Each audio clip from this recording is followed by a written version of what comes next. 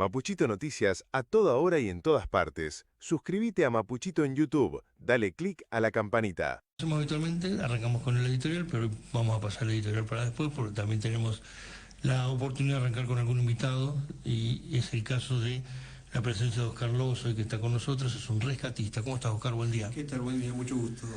Bueno, te hemos convocado porque sabemos que están trabajando en una jornada que es como el puntapié inicial de una actividad que ustedes piensan plantear más organizadamente desde el inicio de esta jornada hacia el futuro, ¿no? Sí, la idea es presentar un servicio, una plataforma de servicios orientada a la gestión de algo que nosotros llamamos gestión de riesgo crítico, que es un tipo de riesgo que no tiene un abordaje así notable, por lo menos te diría, en nuestro país. O sea, claro. no es solamente en nuestra región, sino en nuestro país. Prácticamente no hay leyes en el país que tengan una orientación concreta hacia el riesgo crítico, o sea, un margen de riesgo en concreto que tiene que ver no con, por ejemplo, el riesgo crítico de las empresas, laboral de las empresas, sino que es el riesgo de la emergencia dentro de las comunidades. Esto es el micro y el macro, o sea, el micro sería una empresa, el macro sería una comunidad, por ejemplo, una ciudad, una población y demás. ¿Y ustedes cómo plantean el trabajo que quieren llevar adelante? Bueno, nosotros estamos constituidos en un equipo de trabajo multidisciplinario. Esto abarca lo que es la cuestión de la seguridad estructural, que es básicamente la mirada de la amenaza, del riesgo que pudiera llegar a tener la comunidad desde el punto de vista de un bomberos. Desde el punto de vista de la medicina tenemos un médico intensivista, especialista en medicina del desastre, que nos aporta su mirada en el sentido de la gestión de los riesgos en la comunidad y la respuesta a su emergencia. Tenemos un especialista, un licenciado en seguridad ciudadana, que por otro lado es un especialista y un entrenador de fuerzas especiales, que tiene su aporte y su mirada en el sentido de la seguridad en general. Y un departamento que tuvimos que se llama un departamento de gestión, se llama gestión de riesgo crítico, porque es el que unifica estas miradas y estos criterios para generar una planificación y básicamente una oferta de capacitación, de entrenamiento y de planificación. La labor de ustedes sería esa, precisamente, la de capacitar distintos grupos. Tal cual. O sea, reforzar, básicamente, reforzar y por sobre todo, yo creo que en esta primera etapa, conectar los puntos. O sea, naturalmente nosotros en la emergencia nos encontramos con los bomberos, con la policía, con la ambulancia, a veces, dependiendo de la dimensión y los tiempos, con defensa civil, pero medio como que en la actualidad uno lo que puede observar es que funcionan de manera aislada. O sea, hay un concepto que se llama, que tiene que ver con la coordinación de todos estos esfuerzos para llevar adelante de la manera más óptima la respuesta a la emergencia, sea que haya una víctima o que haya múltiples víctimas, ¿sí? O que afecte de determinada manera a la comunidad. Entonces, un poco esto, para aquellos que trabajamos en emergencia, no es nuevo, no es nuevo, pero sí alrededor de 2012, 2013, a partir del consenso de Hartford, nosotros como que tenemos un aval o una idea centralizada, un modelo, que de pronto lo que pretende es conectar de manera un poco más directa estos servicios y que empiecen a interactuar y empiecen a planificar y a trabajar de manera conjunta. Ya no por una cuestión de que sí o sí tiene que estar en el escenario, sino de manera más coordinada. Entonces, por eso te decía, por ahí nuestro primer punto tiene que ver con probablemente trabajar más que nada en conectar los servicios no solamente a partir del consenso de Hartford, sino la Argentina tiene inclusive algunas leyes que generan un concepto de obligación de respuesta por parte, por ejemplo, de bomberos y de policías en el sentido de la emergencia sanitaria, y cierta obligación de los sistemas sanitarios para estar más conectados con esos otros servicios. ¿Ustedes serían en algún punto quienes ejecuten esa coordinación, o ustedes instruirían a esos sectores para que trabajen de manera mancomunada? En realidad las herramientas sociales ya existen. O sea, vos, por ejemplo, un sistema de coordinación natural la debiera ejercer el personal de defensa civil. O sea, un operador de defensa civil tiene que estar entrenado para reconocer las características de un escenario en donde se está desarrollando una emergencia que puede terminar en desastre, y poder hacer una evaluación de daños, un análisis de necesidades, y una coordinación, algo que se llama sistema de comando de incidente, de los servicios. Porque cuando vos tenés a alguien muy especializado, como por ejemplo un bombero, o alguien muy especializado, como por ejemplo un médico emergentólogo, o un equipo, una ambulancia con personal especializado, no los podés poner a resolver las cuestiones del tránsito, ¿sí? Para asegurar el escenario. O no los podés poner a resolver porque, a ver, si vos tenés un médico y un equipo de enfermería y médico de alta complejidad, es preferible que estén abordando la situación de los pacientes, sea que estén haciendo un triage, sean que estén estabilizando al paciente en el escenario, y ellos tienen que estar trabajando con cierta tranquilidad en el sentido del riesgo que el escenario genera, bueno, sabiendo que la policía está conteniendo la seguridad del lugar, que está manejando la cuestión del tránsito, que el bombero está conteniendo la amenaza que pudiera estar sucediendo, ¿no? No sé si sabes qué hacen. Y a la vez, sí, por ejemplo, esto pasa en una historia interesante que nos deja el consenso de Hartford. En 2012 hay una masacre en una comunidad de Estados Unidos, que tenía ya varios antecedentes, pero en 2012 fue el detonante, ¿no? Que resulta que en una comunidad escolar entran unos tiradores, empiezan a matar chicos de primaria, matan 26 personas en total, 20 chicos y 6 profesores y maestros. Y los bomberos y la policía, por supuesto, están adentro del escenario, conteniendo la amenaza, logran reducir a los tiradores, qué sé yo, pero las ambulancias tardaron más de 50 minutos en entrar al escenario, con lo cual de esos 26 muertos hubieran podido haber mucho menos. Claro. Y esto pasó ¿por qué? Porque el policía no asistió, porque el bombero no asistió en el sentido de lo sanitario, y porque la ambulancia no entró. Entonces, hay un tema ahí que justamente a partir del contexto de Harvard se aborda, que dice, ¿quién asiste? Bueno, asiste el que está en el escenario, el que puede estar en el escenario. No te dice, vos médico, vos enfermero, tenés que tener un casquito y un chaleco antibala y entrar junto con la policía a contener la amenaza. Pero sí te dice, vos tenés que estar lo más cerca posible del escenario para que el policía que pueda arrastrar, que pueda poner un torniquete o que pueda hacer una primera asistencia, te lo pueda dejar más o menos a mano, como para que vos lo puedas terminar de sacar del escenario, de una zona tibia a una zona fría, para poder estabilizarlo y darle chances de supervivencia a la víctima. Lo mismo pasa con el bombero. Entonces, bueno, hoy ellos tienen una movida, por así decirlo, interesante, que es capacitar tanto a bomberos como a policías, como a primeros respondedores naturales, en el manejo de hemorragias exsanguinantes, el manejo de vía aérea, o sea, toda aquella emergencia que te da muy pocos minutos, 3 minutos de supervivencia en el escenario. Vos estabilizás de alguna manera una hemorragia exsanguinante que te va a matar en 3 minutos, y le estás dando la chance a la víctima de que de pronto la ambulancia, que pudiera llegar a abordarlo en el minuto 5, en el minuto 8, 10, ¿sí?, de poder llegar a un quirófano con esa persona dentro de la hora dorada. Entonces, bueno, para que este tipo de cosas sucedan de esta manera, bueno, uno necesita entrenar al policía, conectarlo con sanidad, entrenar al bombero, conectarlo con seguridad y con sanidad, o, bueno, conectar estos 3, por ejemplo, en el caso de esta situación, a estos 3 servicios de primera respuesta para que puedan trabajar de manera mancomunada. Entonces, bueno, básicamente todas estas cosas a nosotros nos llegan como novedades, pero yo estoy hablando de 2012, 2013. Seguro. O sea, ya hace muchos años. Y conforme a esto también han surgido un montón de cosas para las cuales en nuestro país estamos todavía muy atrasados.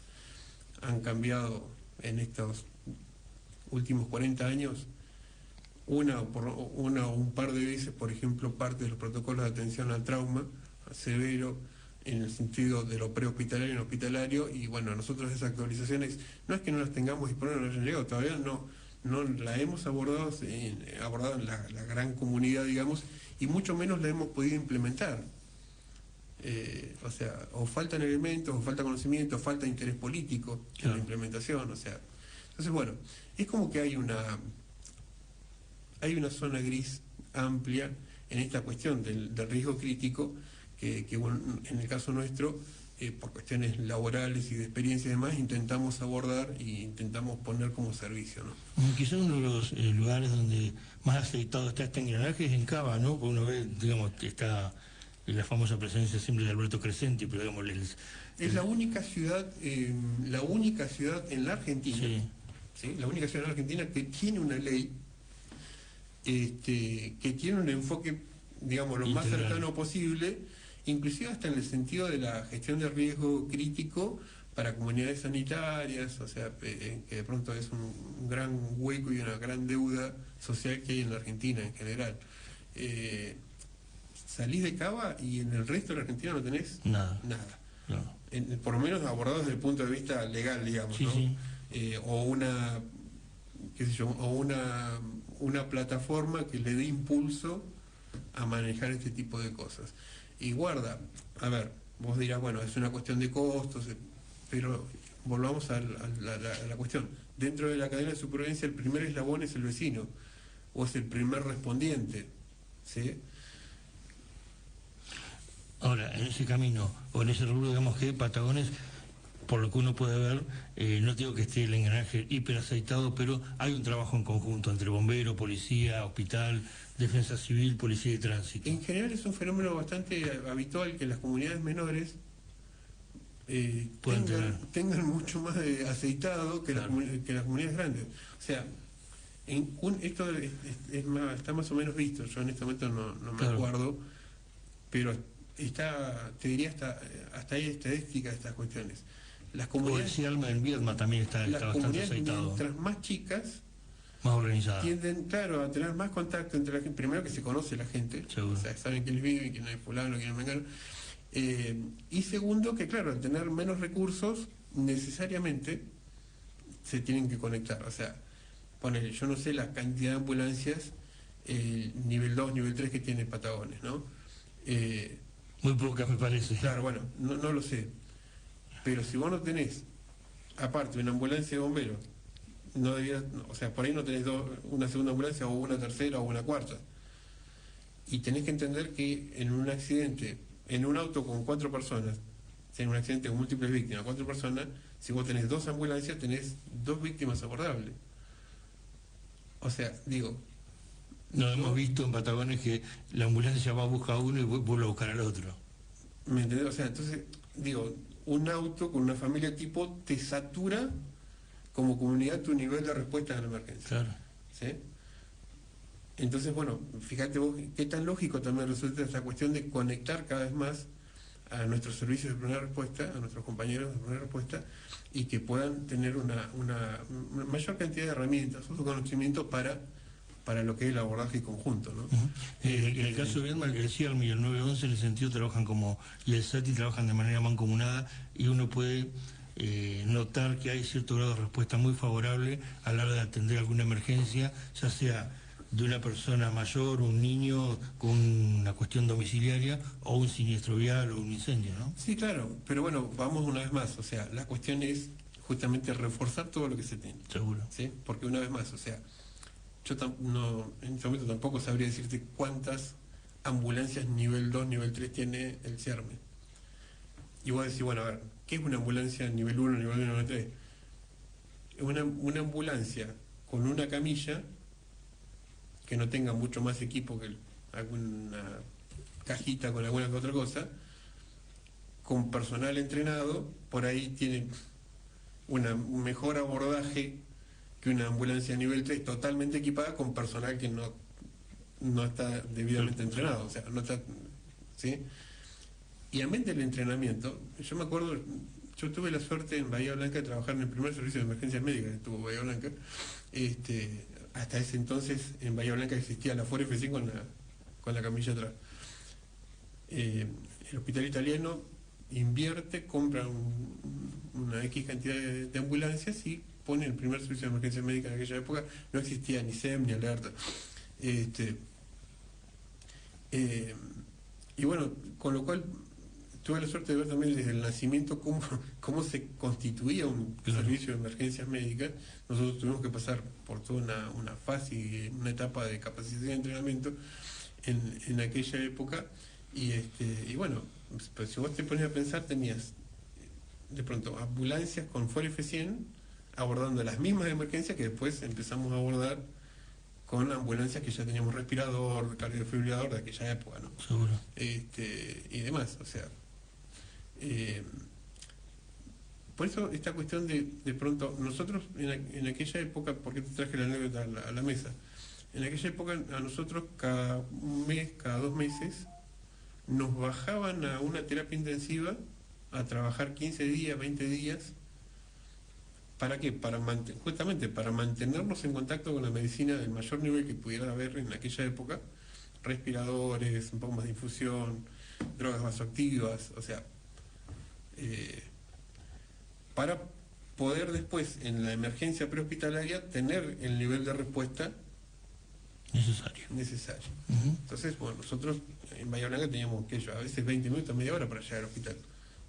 A distancia, siendo el único servicio de emergencia médica, teníamos mucha distancia, mucho tránsito, dependiendo del horario, y teníamos que llegar a un paciente intubado, con respirador conectado, con bombas, o sea, ya el paciente llegaba estabilizado al punto de pasar directamente a la terapia intensiva más de una vez, por los tiempos que teníamos entre... ¿Y en materia de comunicación cómo estaban en esa época?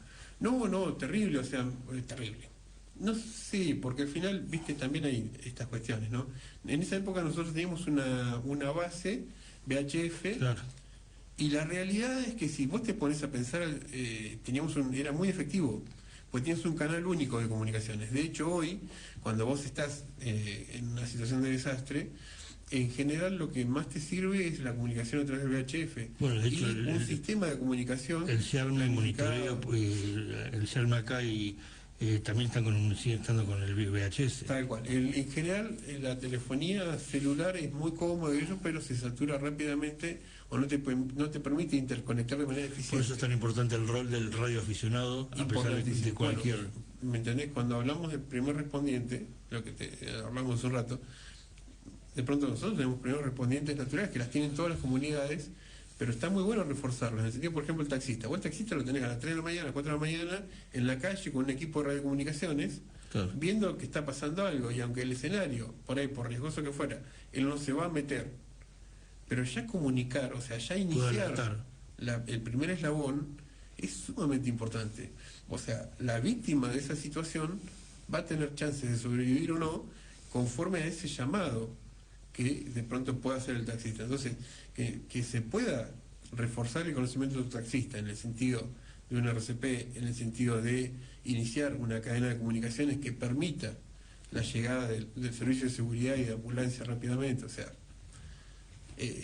por eso la respuesta a la emergencia siempre es más óptima y siempre es mejor conforme la comunidad completa, o sea, o en su gran mayoría, esté más o menos capacitada, o por lo menos tenga conciencia. Seguro. Ustedes van a generar un encuentro allí en el Tiro Federal, me decías. Tiro Federal, estamos convocando a los servicios de primera respuesta, mayormente, bueno, planteamos esta temática, esto de un poco, bueno, traemos estas nuevas noticias, estas cosas, algunas modificaciones de protocolos y de materiales con los cuales veníamos trabajando hace muchos años, que en esta última década se han modificado en algún sentido, se han modificado un poco el método de investigación. Entonces, bueno, hoy se realiza medicina basada en evidencia prehospitalaria, y eso ha optimizado un montón de cosas. Y de hecho ha dejado de lado un montón de otras. Claro. Sí, o sea, hay mucha práctica que hacemos de manera habitual que ya no se hace. Sí, y que de hecho, bueno, justamente mejoran la supervivencia de las personas. ¿Qué día va a ser esto? Esto es 13 de marzo, 13 y 14 de marzo en Tiro Federal para primeros respondientes, y bueno, nuestro especialista en seguridad va a dictar también en paralelo un curso llamado Combate Urbano, que es un curso dirigido pura y exclusivamente a personal especializado de fuerzas de seguridad en el mismo ámbito. ¿Sí? Que bueno, tiene que ver un poco con esto de lo que es, a ver, en toda situación de emergencia comunitaria, una de las primeras acciones que realiza el bombero, el policía y en la medida en la que puede el personal sanitario es la contención de la amenaza. ¿Sí? O sea, el bombero llega, contiene el fuego, el incendio, bueno, mejora la situación del escenario para poder evacuar, para poder tener la menor cantidad de víctimas posible. Lo mismo hace la policía, ¿sí? En sus distintas ramas. Contener la amenaza, bueno, es una de las mejores medidas cuando hay una situación de desastre. Entonces, bueno, nuestro especialista aprovecha, y probablemente en esta región también, no sé si es así, pero creo que es una de las primeras veces en donde se da un taller de tan alto nivel para bueno, esta oferta es a nivel nacional para fuerzas de seguridad. Y si alguien se quiere contactar con ustedes, ¿cómo tiene que hacer? Tenemos un correo electrónico y bueno, nada, un par de números de contacto, después si querés te los paso para... O si los querés decir, no hay problema, si la gente toma nota y que se quiere comunicar con ustedes lo puede hacer. Bueno, a ver. Ya te digo. Porque por ahí hay gente interesada que de pronto se quiere comunicar con ustedes. grcsoluciones2012@gmail.com sería el correo institucional nuestro. Y bueno, el número de contacto que estamos usando ahora para la inscripción Sí. De esta jornada es mi número personal. Está bien. 2920-250254. Está bien. Bueno, ahí yo lo que estoy haciendo es disponer de toda la información que el interesado pudiera llegar a necesitar. Está bien. Bueno, te agradezco que hayas venido, ¿eh? No, gracias a usted por la invitación. No, que sigas bien. Muy bien, seguimos en la mañana de la radio.